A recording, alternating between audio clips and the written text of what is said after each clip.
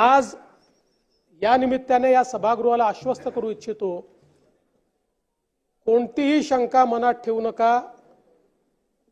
जी जी आश्वासनं आम्ही दिलेली आहेत, ज्या ज्या योजना आम्ही सुरू केलेल्या आहेत, एकही योजना आम्ही बंद होऊ देणार नाही।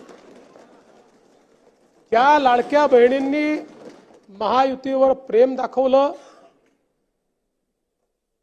हे अधिवेशन संपल्याबरोबर डिसेंबर महिन्याचा हप्ता त्यांच्या खात्यामध्ये आम्ही टाकतो। आणि काहीच बदल नाहीये। नाना, मी या ठिकाणी स्पष्ट करू इच्छितो, कुठलेही नवीन निकष नाहीत। आता तर सगळ्यांनाच टाकतो, पण ॲपरंटली असं लक्षात येत आहे की काहींनी 4-4 खाती उघडलेली आहेत। तर जसं समाजामध्ये चांगल्या प्रवृत्ती असतात, त्याच्या काही वाईट प्रवृत्ती असतात।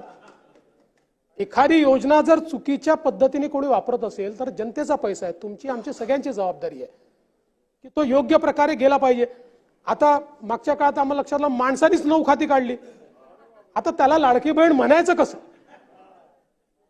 पण लाडका भाऊ म्हणू शकत नाही, कारण बहिणींच्या पैशावर डल्ला मारतो तो लाडका भाऊ कसा? त्यामुळे असे जे आहेत,